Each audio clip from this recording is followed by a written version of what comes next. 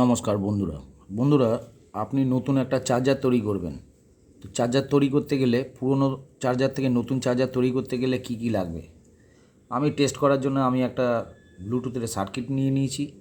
যে সার্কিটটা অলরেডি আমি একটা দেখুন লাল বাতি জ্বলছে, এখানটায় দেখা যাচ্ছে যে এই জায়গাটা লাল বাতিটা জ্বলছে, ঠিক আছে।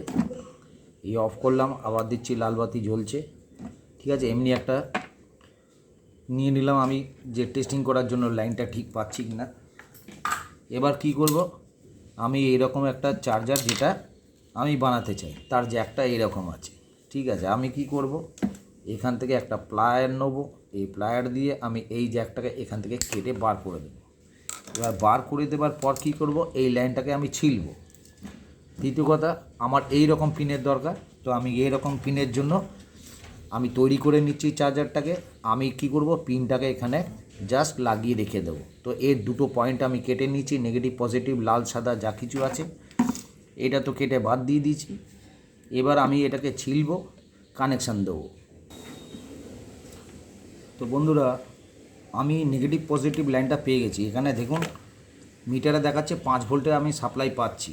সুতরাং আমি কি করব, মিটার আমি ছেড়ে দিচ্ছি, আমি সোজা এই সার্কিটটায় চলে আসব।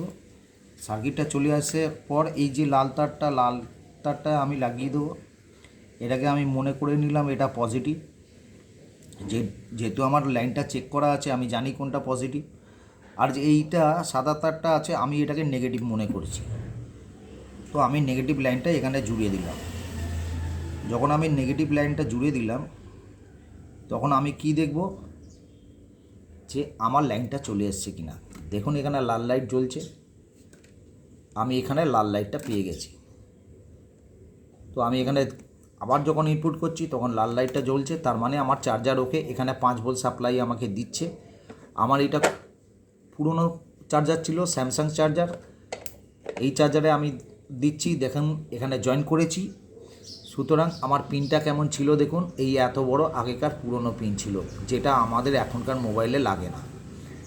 সুতরাং আমি পিন জোগাড় করে রেখেছিলাম আগে থেকে, আপনারাও চেষ্টা করবেন। দেখুন আর এক পিস পিন আছে, আমি দেখাচ্ছি, একটা লাল তার একটা নীল তার, মানে নীলটা হচ্ছে নেগেটিভ আর এই লালটা পজিটিভ আছে, প্লাস আর মাইনাস।